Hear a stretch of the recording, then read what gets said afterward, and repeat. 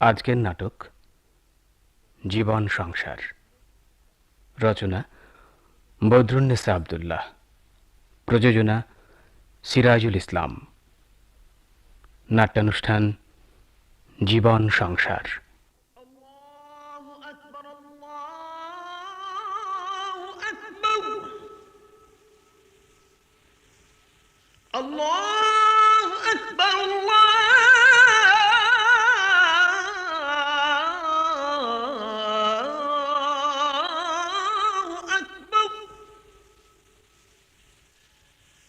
أشهد أن لا إله إلا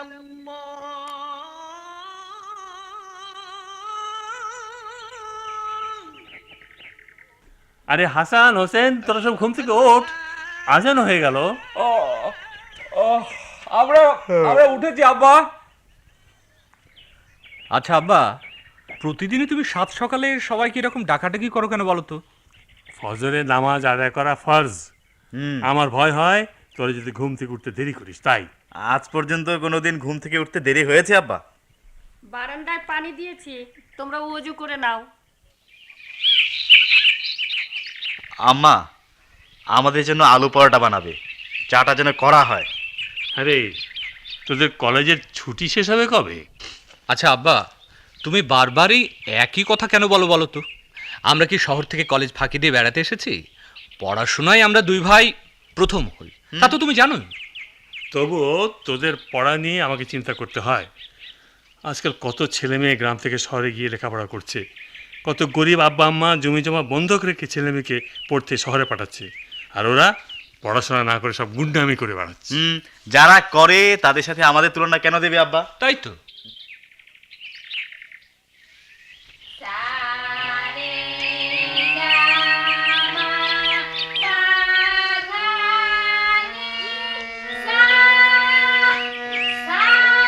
শুনছিস ওই ষাঁড়ের মতো ভেড়া শব্দ? সাত সকালে কি শুরু হয়েছে? আর সহ্য হয় না আমার সব। ছি ছি, এসব তুমি কি বলছো? ও ভালো সঙ্গীত শিল্পী। মাধবগঞ্জ গ্রাম থেকে শহরে যে টেলিভিশনে ঝুনু গান করে, জানো ওর গান শুনতে 7টা গ্রামের মানুষ পাগল। এটা কোনো গান হলো? সকালবেলায় ভেড়ার মতো ভ্যা ভ্যা ভ্যা ভ্যা করবে? আব্বা, যারা সঙ্গীত শিল্পী তারা সকালবেলায় গলার সাথে। আচ্ছা, তুমি কেন এই প্রতিদিন ঝুনু আর রিমার পেছনে লাগো বলো তো আব্বা? আমি ওদের পর হলাম না, আপন বড় চাচা। একজন শিখবে সাঁতার, ভলিবল খেলে, আবার জুডো খেলে, আরেকজন করবে গান, বড় হয়ে সব বিখ্যাত হবেন। রিমা আর ঝুনু আমাদের বংশের মাত্র 2টি মেয়ে, ওরা তো ধরতে গেলে তোমারই মেয়ে। আমার নিজের মেয়ে হলে ওদের রান্না, সেলাই আর শুধু লেখাপড়া শিক্ষা দিতাম। মেয়ে ছেলের আবার খেলাধুলা, গান বাজনা এসব কেন? এই গ্রামে ওদেরকে সবাই খারাপ বলে, তা জানো? বলুক, আমরা কারো খাইও না পড়িও না। ছোট চাচা ভালো মানুষ, তাই তোমার কাজে কথায় কোনো প্রতিবাদ করেন না। তোমাদের দু ভাইয়ের এত সম্পত্তি, ছোট চাচা তো ফিরেও দেখেন না, সব কিছু তোমার নামে। ছোট চাচা তো বলতে পারেন যে ওই বাপ দাদার জমি জমা, পুকুর, খামার সবকিছু ভাগ করে দাও, কিন্তু কোনোদিন এসব নিয়ে কোনো কথা বলেছেন তিনি? না, আলসে মানুষ, তার উপর আবার 12 মাস রোগ লেগেই আছে। শহরে প্রতি মাসে ইদানিং বড় ডাক্তারের কাছে যাচ্ছি, যা প্রয়োজন হচ্ছে বিনা পরিশ্রমে হাত পাতলেই তো দিচ্ছি। দরকার কি ওসব ঝামেলায়? তবেই বোঝো আমার দেওরটি কত বিশ্বাস করে তার একমাত্র ভাইকে। আরে এত করেও তোমার এতটুকু ভালোবাসা পায় না। তুমি তো আশাব বলতি অজ্ঞান। আর আমার এই ছেলে দুটো, শুধু রিমা আর ঝুমু আর ছোট চাচি, ওরাই যেন ওদের আপনজন, আমি ওদের কেউ না। সমস্ত সময় ছোট চাচির বাড়িতে আড্ডা। আব্বা, আব্বা যুগ পাল্টেছে। এখন গ্রাম, মফস্বল সব জায়গাতে একই রকম চালচলন। গ্রাম থেকে খেলাধুলা, গান বাজনা, স্কুল কলেজে আবৃত্তি প্রতিযোগিতায় আমাদের ছেলেমেয়েরা গোল্ড কাপ জিতছে, শহরের ছেলে মেয়েদের সাথে তারা হারিয়ে দিচ্ছে। শোনো আব্বা, আমাদের মাধবগঞ্জ গ্রামে ক্রীড়া, নৃত্য, সঙ্গীত, নাটক, সাহিত্য, আরে কত কিছু হচ্ছে, তুমি তো এসবের কোনো খবরই রাখো না। হ্যাঁ, আমরা দু ভাই আর রিমা, ঝুনু এসব সংগঠনের সম্পাদক, সহসম্পাদক, নির্বাহী সম্পাদক। সভানেত্রী হচ্ছে রিমা। রিমা সভানেত্রী? হ্যাঁ, কেন? কারণ রিমার সাংগঠনিক ক্ষমতা, বক্তৃতা দেবার ক্ষমতা আমাদের চেয়ে বেশি। সবার ভোটে রিমা সভানেত্রী হয়েছে। আজকাল ছেলে মেয়ে বলে কোনো পৃথক মেধা নেই। হ্যাঁ, যার যেমন মেধা সে তেমনি ক্ষমতা, কর্মের অধিকারী। শোনো আব্বা, আচ্ছা এই যে আমি তোমার ছেলে একটা পত্রিকার সম্পাদক, মানে আমাদের এই মাধবগঞ্জ গ্রাম থেকে যেটা বের হয়, তা তুমি জানো? কোনোদিন খোঁজ নিয়েছো আব্বা? তা দেখলে তবে তো জানবো। ওই যে দেখো আব্বা, টেবিলের ওপর চোখ মেলে তোমার দিকে চেয়ে আছে। আমার দিকে চেয়ে আছে? কোথায়? ওই যে দেখো, পত্রিকার নাম কি জানো বাবা? চার চোখ। মানে মাধবপুর গ্রামের যেসব ভালো মন্দ ঘটনা ঘটে, ওই পত্রিকায় প্রতি মাসে আমরা তোমার গল্প, কবিতা, ছড়া, প্রবন্ধ, রম্য রচনা এসব নিয়েই প্রকাশ করি আর কি। এবং প্রতি মাসে একদিন সেসব নিয়েই বসে সাহিত্য আসর। এই পত্রিকার মাধ্যমে দেখবে আব্বা, আমাদের এই অঞ্চল থেকে একদিন কত কবি, সাহিত্যিক, ছড়াকার এরা বের হবে। বাবা, চমৎকার। তা বাবারা, আপনারা তো বাস করেন গ্রামে, কবিতা গিলে খেলে কি পেট ভরবে? ভরবে না বলেই তো ছুটিতে বাড়ি এলে সাহিত্য সভা, সংস্কৃতি কর্মকাণ্ড ছাড়াও সকাল থেকে দুপুর পর্যন্ত কৃষক ভাইদের সাথে আমরা আমাদের বন্ধুরা খেতে কাজ করি। ওদের কাছে আমাদের অনেক কিছু শেখার আছে আব্বা। হ্যাঁ, শহরে ফার্স্ট ক্লাস পাওয়া ছেলেমেয়েরাও চাকরির জন্য লাইন দিয়ে থাকে। আমরা মানে আমাদের গ্রামের ছেলে মেয়েদেরকে নিয়ে এ গ্রামকে গড়ে তুলব মাধবপুরগঞ্জ শহর। এখানে থাকবে ডাক্তার, থাকবে শিক্ষক, খেলাধুলার জন্য থাকবে স্টেডিয়াম, বিনোদনের জন্য থাকবে স্টেজ, আরও কত কি। ঠিক বলেছ। হ্যাঁ গো, কাল রাতের ব্যথাটা এখন কেমন? সে তো কাল রাতে হয়েছিল, আজ ব্যথা নেই। আব্বা, আজ তুমি ঘর থেকে বের হবে না, তুমি একটু বিশ্রাম করো আব্বা। বিশ্রাম তো জীবনে একবারই আসে রে। জীবনে যতদিন আলো বাতাস দেখব ততদিন বিশ্রাম নিতে চাই না। প্রতিটি মুহূর্ত আমার কাছে অমূল্য জানবি। তুমি এসব আধ্যাত্মিক কথা কেন বলছো আব্বা? শোন, মানুষ এ পৃথিবীতে শান্তি আর আনন্দে বেঁচে থাকতে চায়, আমিও চাই। তোমার মুখে এসব কথা আমরা শুনতে চাই না, আমরা অনেক শান্তিতে আছি আব্বা। ওই যে দেখো তোমার শিল্পী কন্যা সঙ্গীত বিদ্যালয় থেকে ফিরলেন। আহ, মেয়েটার গলা থেকে যেন মধু ঝরে। এত সুন্দর কণ্ঠস্বর বলি তো এত অল্প বয়সে রেডিও, টিভি থেকে ডাক আসে। তোদের জন্যে আমার অনেক গর্ব। ঠিক আছে আব্বা, আজ আমরা তোমাকে আর বাইরে যেতে দেব না, ঘরে চলো, বিশ্রাম করবে। খোদা, আমার ফুলের মতো সংসার, টাকা পয়সার কোনো চিন্তা নেই। এই অল্প বয়সে ক্যান্সার রোগে আমি ভুগছি, মুখ ফুটে কাউকে বলিনি। শান্তির সংসারে দুঃখ নেমে আসবে। আব্বা, আব্বা তুমি কি চিন্তা করছো? কিছু না রে মা, চল ঘরে যাই। আল্লাহ, বুকে পাথর বেঁধে আছে, আমার শরীরে রোগ বেশ ভালো করে বাসা বেঁধেছে। আর কতদিন বাঁচবো জানি না, তবে এইটুকু শান্তি যে ওদের সয় সম্পত্তি উইল করে গেলাম। বড় ভাইকে বিশ্বাস করি, কিন্তু তবু মানুষের স্বভাবে কোনো বিশ্বাস নেই। আব্বা, আবারও তুমি চুপ করে আছো, কি ভাবছো বলো তো? হ্যাঁ, ঘরে চল, আমার খুব ঘুম পাচ্ছে। আচ্ছা।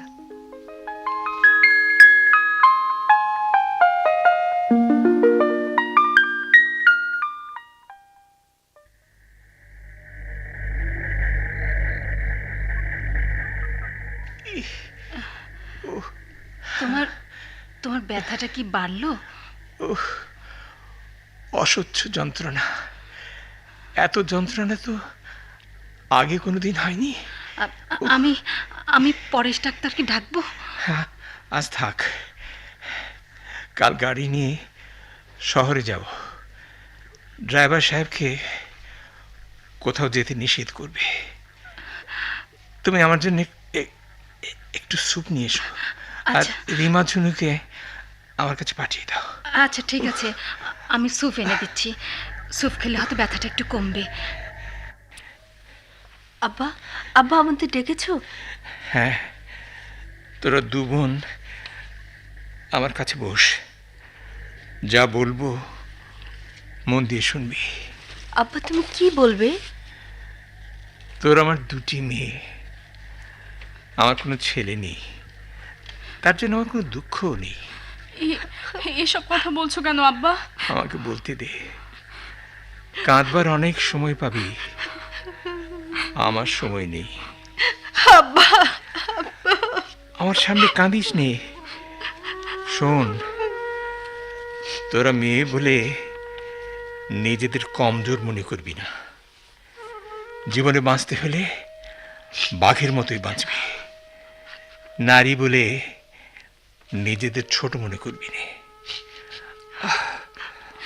অন্যায়ের বিরুদ্ধে রুখে দাঁড়াবি। আমার টাকা পয়সা সয় সম্পত্তি অনেক, কিন্তু দলিলপত্র ভাইজানের নামে। আমার অংশের সম্পত্তি বুঝে নেবার দায়িত্ব তোদের। শহরের হোটেল থেকে সব খরচ বাদ দিয়ে মাসে 1 লাখ টাকা হয়। তোদের ভাগে পড়ে প্রতি মাসে 50,000 টাকা। এর মধ্যে অন্যান্য খরচও আছে, তোদেরটা তোরা শোধ করবি। সরকারের কর কখনো ফাঁকি দিবি না। পানি, একটু পানি দাও। এই যে আমি তোমার স্যুপ এনেছি, এখন পানিটা খেও না। নাও। দারুণ পিপাসা পেয়েছে, পানি দাও। আব্বা, আব্বা পানি দাও। হা করো আব্বা, এই যে একটু পানি মুখে দাও। আব্বা একটু পানি মুখে দাও। আব্বার মুখ থেকে কেন পানি পড়লো কেন?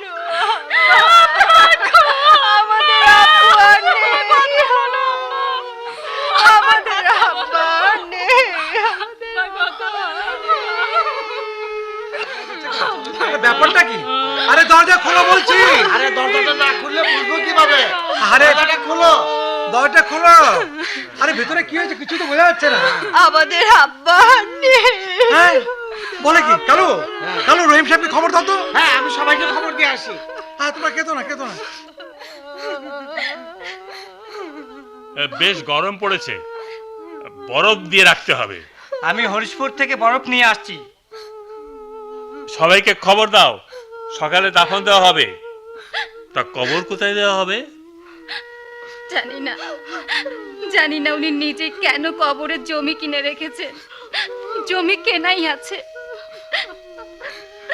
আহা, নিজের মরণটা বোধহয় আগেই টের পেয়েছিল।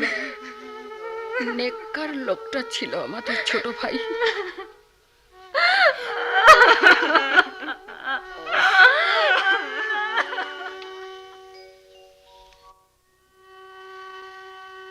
দেখতে দেখতে 2 মাস কেটে গেল। ভাইজান তো আমাদের সংসারে একটা পয়সাও দিলেন না। চাল ডাল রান্না করবার মতো ঘরে কিছুই নেই। আমার মেয়েরা খাবে কি? আগে বলনি তো আম্মা। কি বলবো মা? আমার কাছে টাকা আছে, দেখি বড় চাচা নিজে থেকে টাকা পাঠান কিনা। মগের মূল্য পেয়েছে ভেবেছেন আপদ বিদেয় হলো।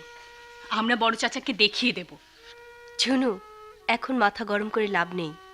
মৃত্যুর আগে আব্বা যে কথাগুলো বলে গেছেন সেটা মনে রাখিস। আত্মসমর্পণ নয়, ন্যায্য অধিকার আদায় করে নিতেই হবে।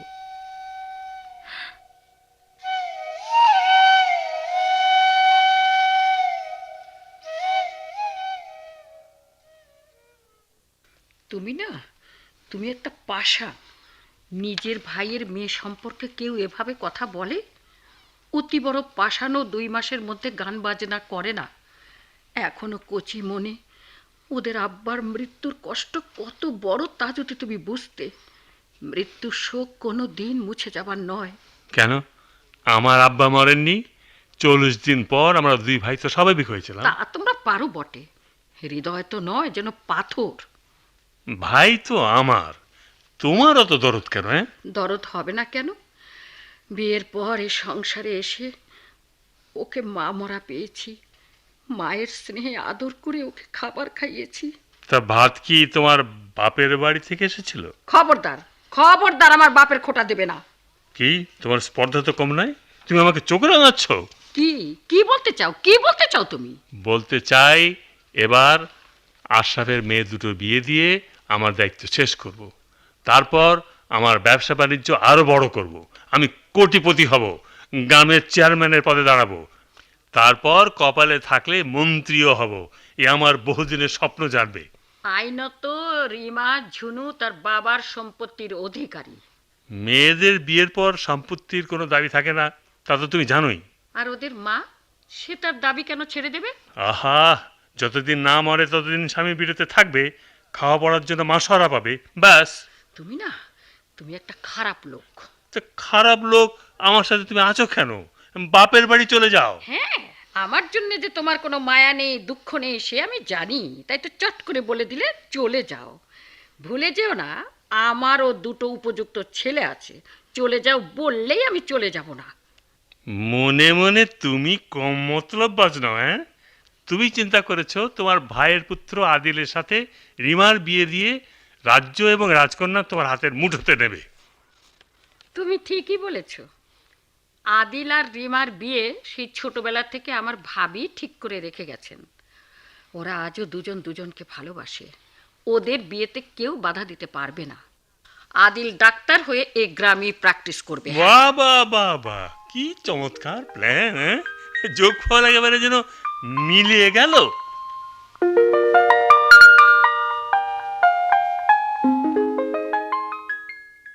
বড় ভাইজান এই 2 মাসে একটা পয়সাও দিল না।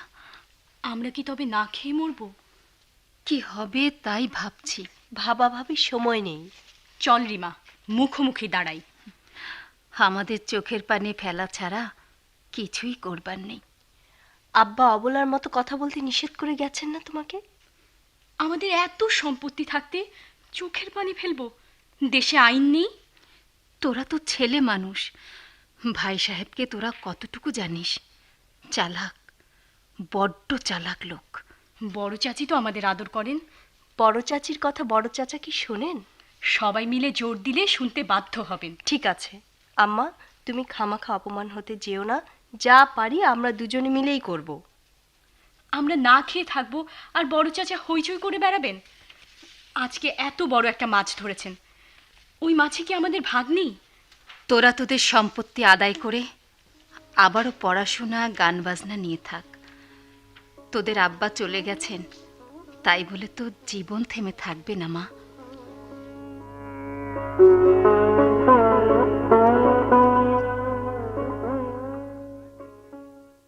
কোথায় গেলে? এত বড় একটা মাছ নিয়ে হিমশিম খাচ্ছি। আমার ছেলে দুটো তো বাইরে, রিমা আর ঝুনুকে খেতে ডাকবো। না না, কেন? ওদের সাথে আমার কোনো সম্পর্ক নেই। হুমা, ওরা তোমার নিজের ভাইয়ের মেয়ে নয়? ওরা যদি আমাকে ভক্তি শ্রদ্ধা করতো তাহলে আমার কথা মেনে চলতো। আচ্ছা, তোমার কোন কথাটা ওরা শোনেনি বলো তো? সেদিন রিমাকে বিয়ের কথা বললাম, বলে কিনা আমাদের বিয়ের চিন্তা আপনাকে করতে হবে না। বড় চাচি। আরে তোমরা কোথায় গিয়েছিলে? কেন, আমরা তো এখানেই ছিলাম বড় চাচি। হ্যাঁ, তোমার বড় চাচা বললেন তোমরা নাকি মামার বাড়িতে চলে গেছো। আপনাদের না বলেই চলে যাব? কই, আপনারাও তো আমাদের বাড়িতে গিয়ে একবারও খোঁজ করলেন না। তোমরা হচ্ছে বড় লোক, ঘরে fridge, television, computer, washing machine, গ্যাসের চুলো, ঝাড়বাতি, কত কি। তাই বড় লোকের বাড়িতে যেতে দ্বিধা হয়। বড় চাচা, আপনার মুখে এসব কথা শুনবো আমি কল্পনাও করিনি। আপনি আমাদের বড় চাচা, নিজের বাপের মতন। আমাদের আব্বা নেই, এখন এখন আপনিই তো আমাদের আপনজন। তাহলে বিয়ে করতে বলছি, তোদের দুজনে বিয়ে দিয়ে আমি দায়িত্বমুক্ত হতে চাই। ও সব কথা থাক, তুমি সব কথাতেই উল্টো মানে ধরো। হ্যাঁ, রিমা, ঝুনু, তোমরা দুপুরে আজ ভাত খেয়ে যাবে। বড় মাছ ধরা হয়েছে। বড় মাছ? হ্যাঁ। শুনতে ভালোই লাগে। আজ 2 মাস ধরে যারা দুবেলা পেট পুরে খেতে পায় না তাদের জন্য বড় মাছ? সে কি, তোর বড় চাচা বললেন মৃত্যুর আগের দিন ব্যাংক থেকে 1,00,000 টাকা তুলে নাকি তোর বাবার হাতে দিয়েছেন। মিথ্যে কথা, আব্বা তো খালি হাতেই চলে গেছেন। তবে কোথায় সে টাকা? কি বললি? ছোট মুখে বড় কথা। আমি মিথ্যুক? একটা থাপ্পড়ে দাঁত ভেঙে দেবো। তা আপনি পারেন, অত কথার দরকার নেই। আমাদের প্রাপ্য স্থাবর অস্থাবর আমাদেরকে বুঝিয়ে দিন। সম্পত্তির ভাগ? শয়তানের বাচ্চারা সব, বের হয়ে যা, বের হয়ে যা বলছি, বের হয়ে যা। আহা, তুমি ওদের বের করতে চাও কোন অধিকারে? হ্যাঁ, কোন অধিকারে? ইস, ওই দেখো দেখো, আমাদের 2 ছেলে দরজার সামনে দাঁড়িয়ে তোমার আসল মূর্তি দেখছে। আরে হাসান হোসেন, তোরা কখন এসেছিস? কলেজের ছুটি নাকি? আব্বা, আমাদের মাত্র 2টি বোন, তুমি ওদের বের হয়ে যেতে বললে?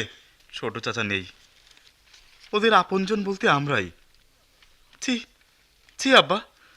কোনোদিন না জানি তুমি আমাদেরকে বাড়ি থেকে বের করে দাও। হ্যাঁ, ষড়যন্ত্র, সব ষড়যন্ত্র।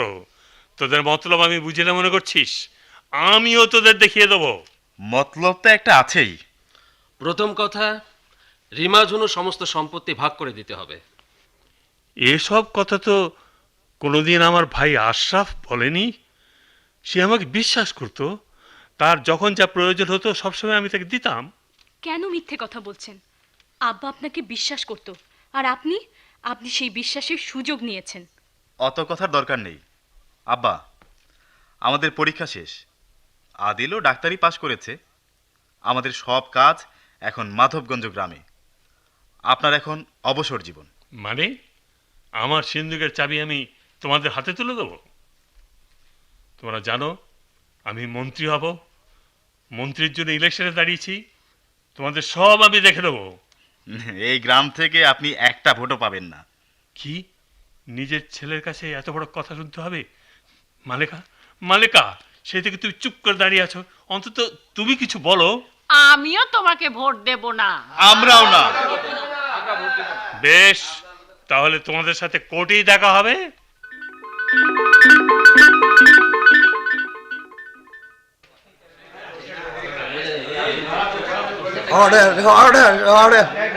মহামান্য আদালত, আমি এই 2টি নাবালিকা, বুদ্ধিমতী, বিচক্ষণ ও শিক্ষিত মেয়ের পক্ষে আদালতে উপস্থিত হয়েছি। মহামান্য আদালত, রহিম চৌধুরী আর আশরাফ চৌধুরী ছিলেন সহোদর 2 ভাই। সয় সম্পত্তি রেখে গিয়েছিলেন রহিম চৌধুরীর পিতা মালেক মাতবর। 2 ভাই সেই ধন সম্পত্তি ভোগ করে চলেছেন। মহামান্য আদালত, ছোট ভাই একদিকে অলস ছিলেন আর একদিকে চরিত্রহীন, প্রায় শহরে যেতেন। বড় ভাইয়ের কাছ থেকে কখনো 1 লাখ, কখনো 2 লাখ টাকা নিয়ে উড়িয়ে আসতেন। রিমা চৌধুরী হাজির। আচ্ছা রিমা চৌধুরী, আপনার পিতা মরহুম আশরাফ চৌধুরী শহরে যেতেন? হ্যাঁ, যেতেন। সেখানে কতদিন থাকতেন? 7 দিন। আর সাথে কত টাকা নিতেন? আমরা তা জানি না। হাসান চৌধুরী হাজির আছেন। আমি আজ এক কথায় এই মামলার নিষ্পত্তি করে দেব বলে প্রস্তুত হয়ে এসেছি। আচ্ছা, আপনি কি আপনার পিতা রহিম চৌধুরীর পক্ষে কথা বলার জন্য কাঠগড়ায় দাঁড়িয়েছেন? না, আমি আমার মরহুম চাচার পক্ষে সাক্ষী সবুত সব জোগাড় করে প্রমাণ দিতে এসেছি। এই দেখুন দলিল, এই দেখুন দীর্ঘ জীবনের প্রতিটি খরচের রসিদ, এই দেখুন সম্পত্তির বাৎসরিক কর এবং অন্যান্য খরচের রসিদপত্র। আমার চাচা বড় ভাইকে বিশ্বাস করলেও নিজের কন্যাদের কথা ভেবে প্রতিটি খরচের রসিদ রাখতেন। এই দেখুন মৃত্যুর আগে তিনি যে কেবিনে ছিলেন, ওষুধপত্রের খরচ, কেবিন খরচ সব লেখা আছে। এটা ওনার পৃথক ফাইল ছিল। তিনি ক্যান্সার রোগে ভুগছিলেন।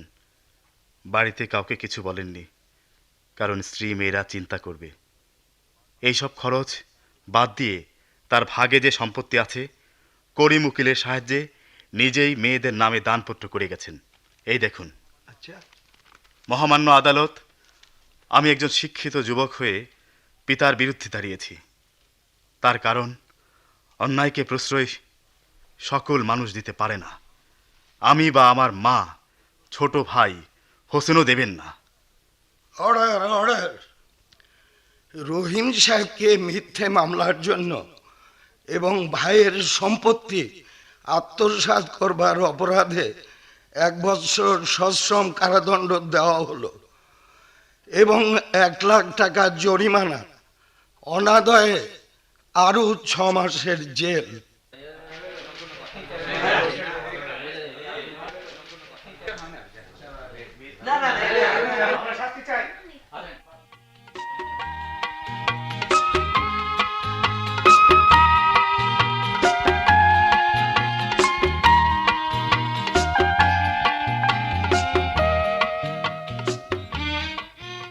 এতক্ষণ বদরুন্নেসা আব্দুল্লাহ রচিত জীবন সংসার নাটকের অভিনয় শুনলেন।